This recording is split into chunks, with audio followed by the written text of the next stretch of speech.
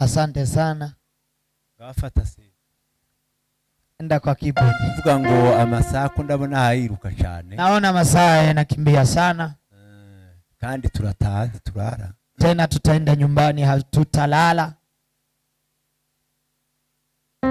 Eka dusome ijambo gusa.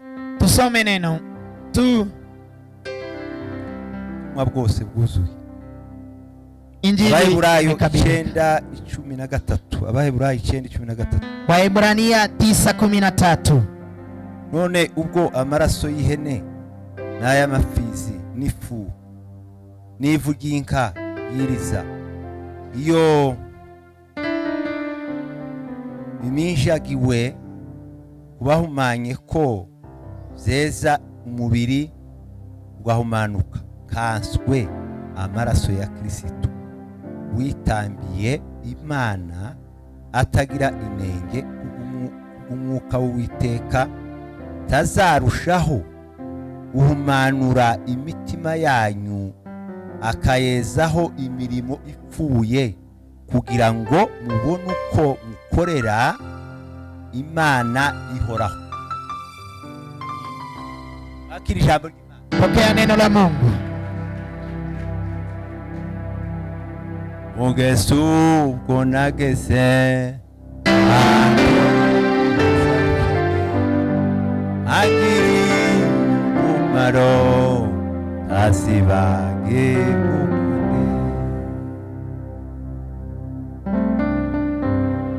Mugesu ubwo nageze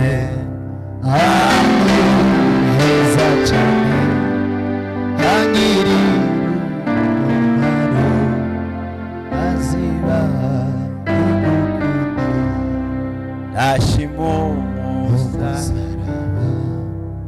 Nashimo Yakoziza Ariko cyane Nashimo Krema uzambwira ngo Nashimo Musaraba Nashimo Yakoziza Ariko cyane Nashimo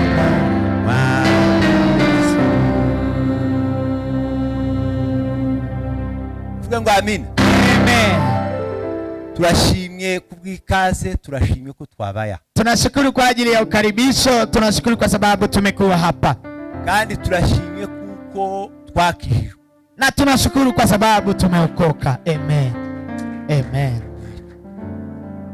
Ikaze ryanyu ryatunejeje. Ukaribisho wenu umetufurahisha.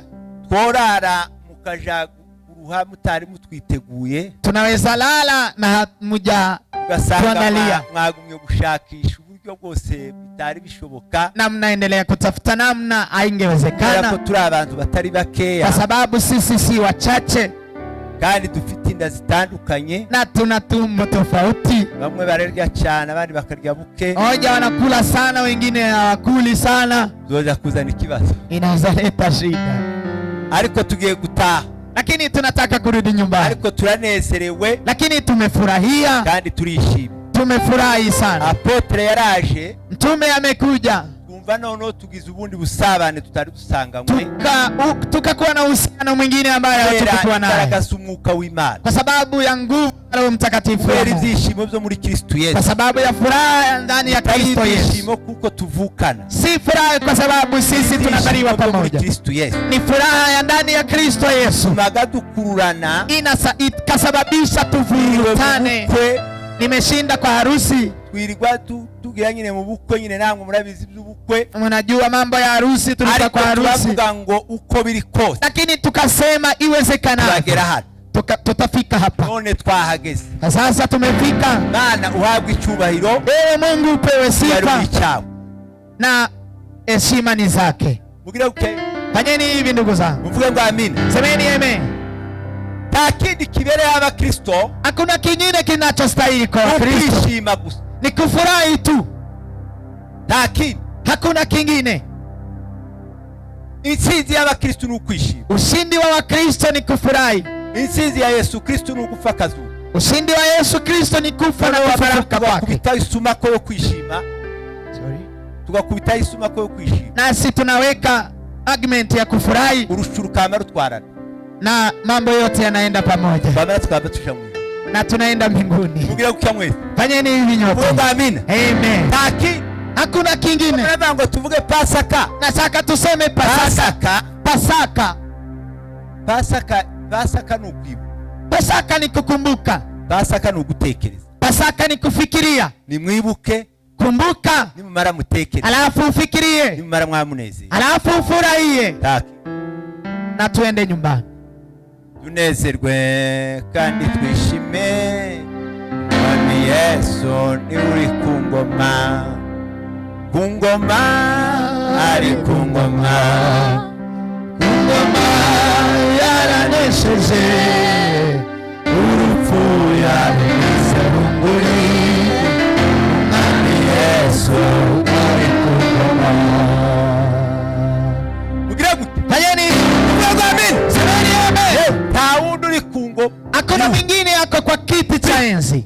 Timuruza amaraso yacu, damu zetu nk'ay'ibirondwe, ni kama ya mdudu, nk'ay'ikirondwe. Bazavuga Kiswahili Zanzibar ngo ni kupe, ni kama ya kupe. Asante. Kupe nicho Kiswahili Zanzibar. Kupe ndio Kiswahili ya Bigango. Ni kusema mugira gute? Fanyeni hivi, amaraso yacu, damu zetu nk'ay'ikirondwe, ni kama ya kupe. Kandi gituma ni nk'ay'ikirondwe, inachosababisha iwe kama ya kupe, amaraso yanjye atahura na ya apotre, ni kama damu yangu yezi kutana na ya mtume. Urwara bakamupima, ni kigonjwa alafu wampime, usanga yanjye nayo batahura, watakuta yangu na yake ni tofauti. Kila yanjye tabaye ikirondwe, kwa sababu si yangu hapa imekuwa ya kupe. Gituma tamuvu. Kwa nini haijamtibu? Ariko amaraso ya Yesu Kristo, lakini damu ya Yesu Kristo. Amen. Amen. Amen. Mugira gutya. Fanyeni hivi. Najua wale ambao hawaweki mikono yao juu, wote wana damu ya kupe. Ariko mufite amaraso ya Kristo, lakini yule ambaye ana damu ya Kristo atatuunganisha twese tugahuza. Kristo anatuunganisha sote, tunakutana, tunafurahi kwa ujumla sote. Amaraso ni kwa sababu tuna damu. Damu haina makosa, na damu si ya kupe, ni damu ya Yesu Kristo. Amen. Amen. Damu ya Yesu, damu ya Yesu, damu ya Yesu isafisha kabisa. Ngwageze kure, ngo amaraso yaka, amefika mbali, damu imemwishia. Yesu nubwo yatiritse damu, Yesu ingalao ametoka damu nyingi, kabwiwa amaraso bavuze ngo arashize, lakini hawajasema kwamba damu yake imeisha. Lakini sisi tu wakitoa tu kidogo, bagiye gupfa ngo amaraso arashize, anataka kufa damu, ariko amaraso ya Yesu tadashize, lakini damu ya Yesu azahora witeka ryo, ataishi milele. Amen. Gakubita mwinanga, ndarangije, nimemaliza. Mwakira amaraso ya Yesu Kristo. Aracyari umwana. Ayo maraso yawe turayashimira. Ayo maraso yawe turayashimira. Ayo maraso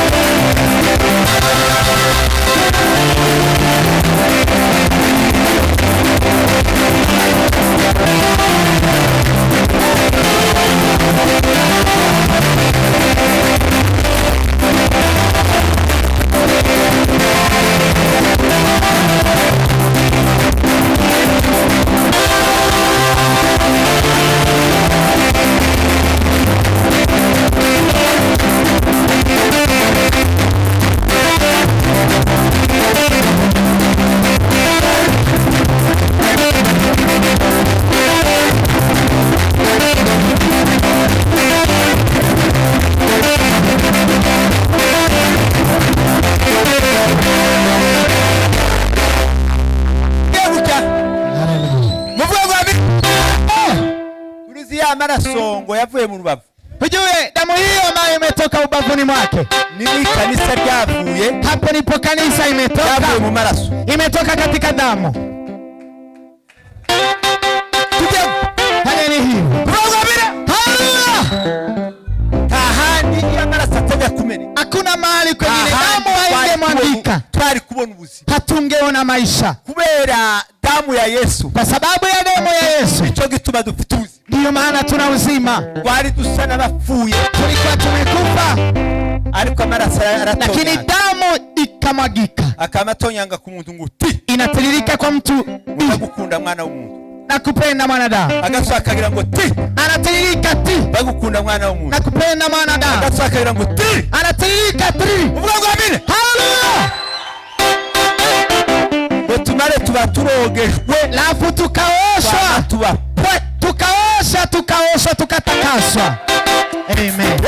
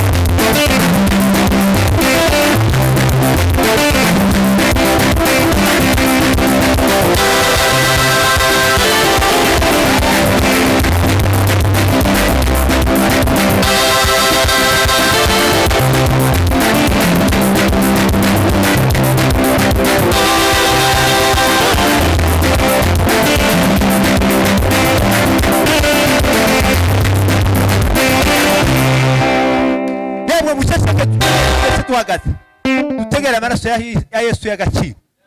Mwese mukeceke nyamanze nyote. Umuntu wumva akeneye gutangaza haleluya, kile yule atakayesikia. Tekereze, lakini fikiria ngo sayo maraso. Tufikirie, je, damu hiyo yangezemo imenifikia? Damu hiyo imo ndani mwangu ama la?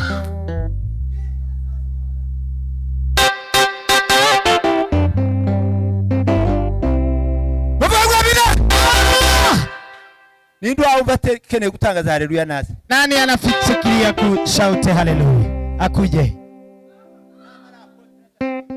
Lafu mtume aje aombe. Zamurira Imana ishoye. Pe Bwana utukufu. Zamurira Yesu. Pandisha mkono. Hallelujah! Hallelujah! Hallelujah!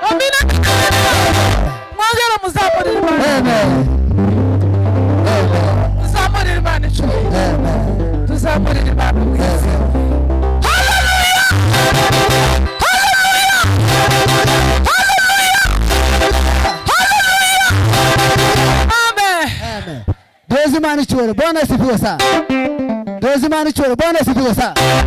Amen. Amen. Hallelujah. Hallelujah. Hallelujah. Hallelujah. Hallelujah. Hallelujah. Hallelujah. Hallelujah. Hallelujah. Hallelujah. Hallelujah. Hallelujah. Hallelujah. Hallelujah. Hallelujah. Amen. Turegeza amaboko. Pandisha mkono wako. Maraso ya Yesu. Amaraso ya Yesu ni meza. Amaraso ya Yesu ni meza.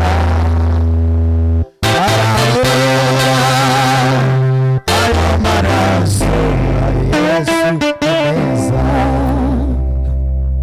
Amaraso ya Yesu ni meza.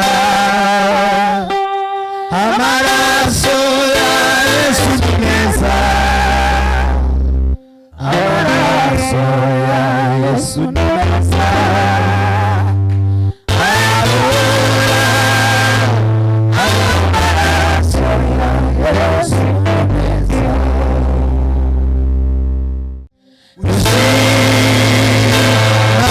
Amaraso ya Yesu yatuhatuya.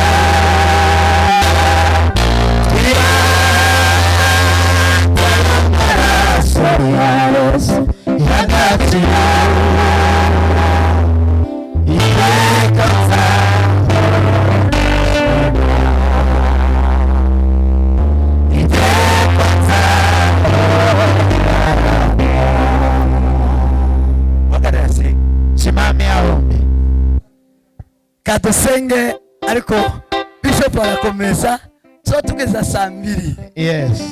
Bishop ataendelea, tunafikishanga saa 2 hapa. None ndi turagera habi na saa 1. Hatujafika hata saa 1. Ye gusenga, nataka kuomba. Tekereza kuri Pasaka. Fikiria kwa Pasaka hii.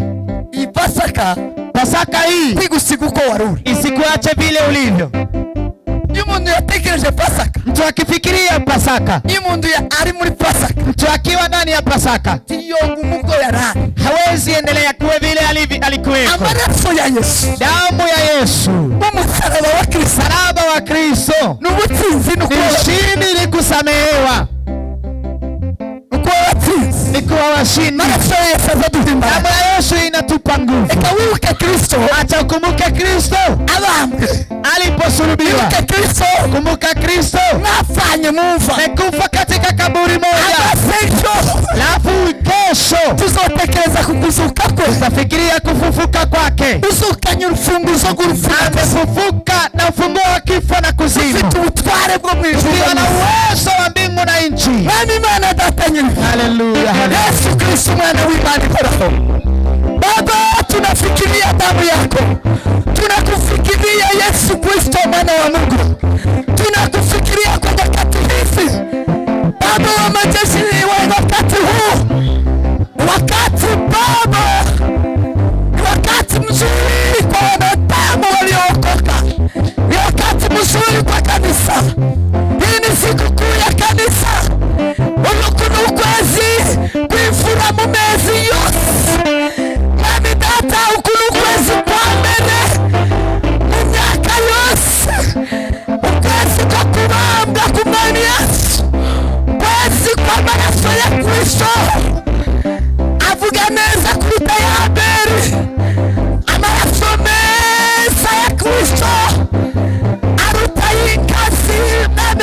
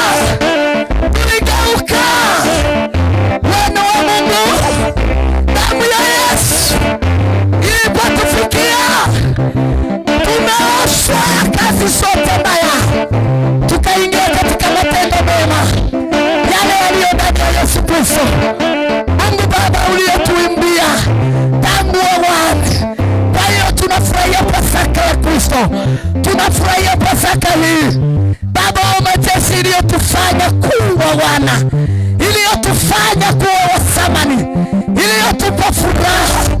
Tunamwimbia Baba, tuna furaha, tunaenda tukiwa na furaha, tunaenda tukiwa na amani, tunaenda tukiwa na ushindi.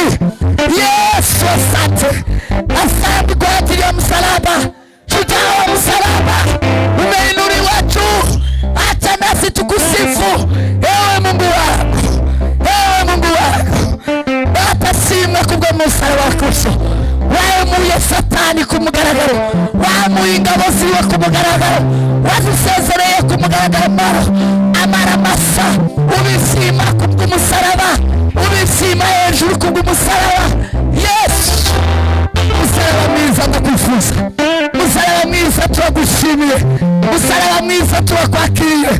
Mwami Data nyiribihe, shimwe ko twacunguriwe ku giti, shimwe ko twacunguriwe ku musaraba, shimwe ko twabacunguwe n'amaraso, shimwe ko twabacunguwe n'amaraso ya Kristo.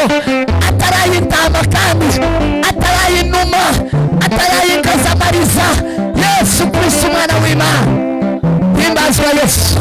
Sigwa hejuru kubw'ayo maraso, sigwa hejuru kubw'ivyo wakoze Yesu.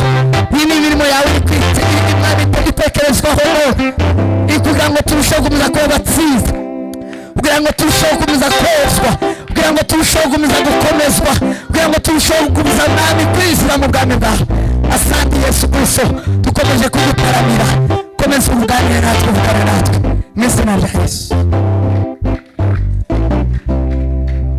Bwana asifiwe. Baba mbele, dunia nyuma, sitarudi. Baba na mama wakiniacha, baba na mama wakiniacha, baba na mama wakiniacha, sitarudi.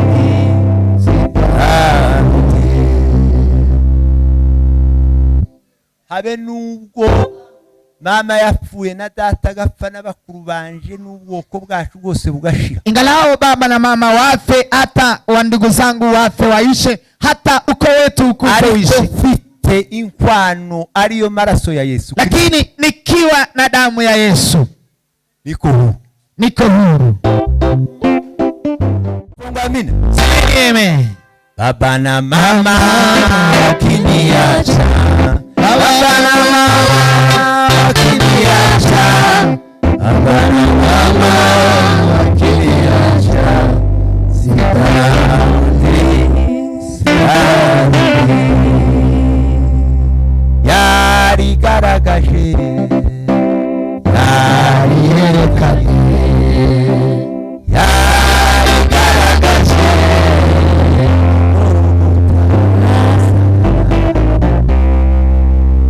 Yes. Yesu Kristo, Yesu Kristo hakuna kile hajafanya. Narasomye aravuga ngo, nimesoma ikasema hivi, igituma n'abagore mu gitondo kare kare ejo, ilichosababisha wake asubuhi, kesho asubuhi bari bagiye kuja kureba imva, na hao ndio wameenda kuangalia kaburi. Ngo nuko ngo Yesu yashatse kubakura igisuzuguriro, ni kwa sababu Yesu alitaka kuondolewa aibu, nuko basuzugurwaga, kwa sababu walikuwa wanaaibishwa ubwoko nk'abandi, hawakuwa wanapewa thamani kama wengine. Cyatumye yatoye Maria, ndio maana amemchagua Maria kuva mu gitondo aje kuyiba, ili yeye aanze katika kaburi asubuhi.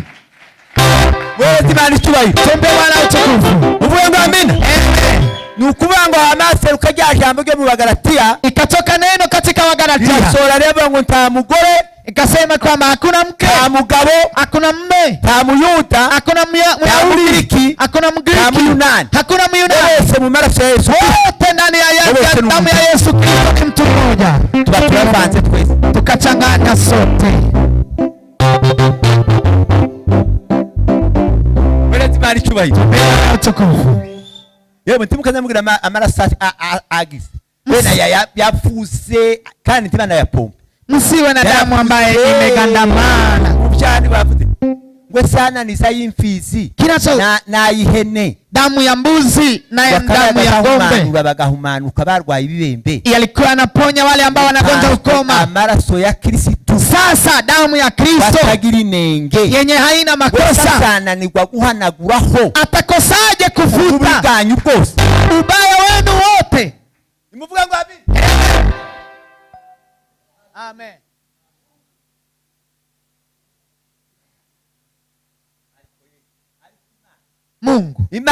Mungu sinza karirimbo kamwe baririmbye, sijui nyimbo kamoja wameimba, namye kandika hano, nilikaandika hapa ngo Yesu yagize yadukunze takiguzi tutaragira taramumenya. Yesu yankunze ntaramumenya, aho mumenye sititaho, ariko yacitse intege yakomeje kumurajyo.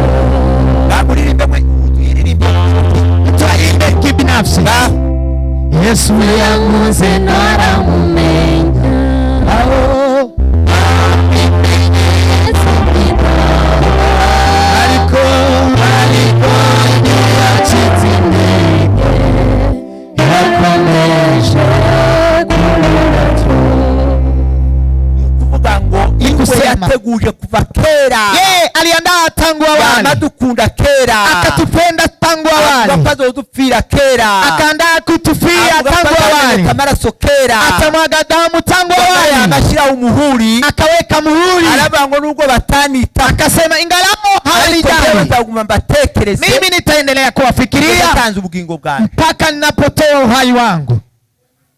Amen. Ariko ngo twamara ngo tugasaka bitwaje, lakini sisi tuna abe n'ubunyira kama hatujali nikagature ngo kuza gusa ngo bavuze ngo batanze itegeko ngo tuze kwiziza pasa. Hata wengi ni kama wamekuja tu kukaa, wamekuja wamesema tukuje kusherekea. Kristo anaguhumanura, damu ya Yesu Kristo nakose neza wa mawoga akuoshe kabisa wote. Shane ni Yesu, damu ya Yesu yakasa. Akumva ngo amaraso danga twose ni za sauna. Mwagera muri sauna, mmewahi fika wa sauna? Umunsi umwe bayinjanyemo mu Rwanda, siku moja alimpeleka nchini Rwanda, kuko ganani je warututse ku gashararo, nilikuwa nimetoka Kashararo. Iyo sauna mwamuvuga ni hiyo mnaosema ni nini? Barabangwire tuje kukwereka, wakaniambia kuja twende kukuonyesha. Kizungu nacho cyaje, kizungu twende, ndagenda tukaenda. Ngo mare gushika, nilipofika kije gutya mu muryango, nilipoingia tu kwa mlango, na mampura nikibasi cy'umuriro, nikakutana na moto na amajwi ahantu najwenze hambere mahali nilisikia kuja dushe twagiye koga, vile unasema umeenda bafu koga, hata huo uchafu. Ariko sauna ni igikenya, lakini hiyo ni ya kwanza. Isaya mihanagura inaosha, ikamaraho, inaosha kabisa.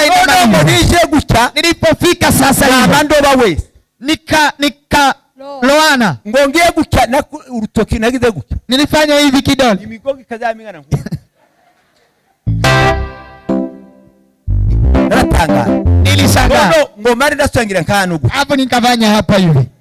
Tumuze ku buchafu kwa sababu buba uchafu wote bano na ni hapa na hapa, nukuvuga ngo niteka ryose, hata milele kunezererwa kose, kufikiri kufurahi ni hapa moyoni na mu maso na hapa machoni. Nukuvuga ngo amaso utakeye hapa machoni, kama wewe hujafurahi hata moyoni mwako unafurahi. Usogane mu maso neza, woge were neza, uoge hapa machoni na halafu uoshe na hapa no ngeremwo gutya. Lafu nilipofika sasa hambere mahali kwingine hakabiri nanga ku Murundi ni hapa mguni, Murundi amaze ngo nshishe huko muguni nilipopitisha ngo none kuva mvutse mu nda ya mama, nasema mpaka nilipodhaliwa tumboni mwa mama sijaoga, ndoga ngo ndangize barasaba bamwe batusubira mu bwa kabiri, nikaoga wakanirudisha mara pili, nasubira mu bwa kabiri, nikarudi mara ya pili, batusubira mu bwa gatatu, nikarudi mara ya tatu, nasubira mu bwa gatatu, nikarudi mara ya tatu. Usuvamwo unatoka huko kwa ngo none ibyo mu nda babidashe, nadhani mama kandi wamara alafu ukamusinzira gukugahoro unasinzia kabisa. bivuga ngo amaraso ya Yesu, Kusema damu ya Yesu Kristo yageze tukiyafika ndani ya damu kama unalala tuzatwicu hawezi amka. amen. Nta kindi cyo twoza Kingine kinaweza kutuosha amaraso ya Yesu Kristo isipokuwa damu ya Yesu Kristo. kandi tugize ngo tuyashemwe Tena tukiingia tu azama twoza ibyaha byose, anatuosha dhambi zote, tukama tuba abantu beza na tunabeba kwa watu wazuri, watu wanaongea vizuri, tunatembea vizuri, tunabana neza,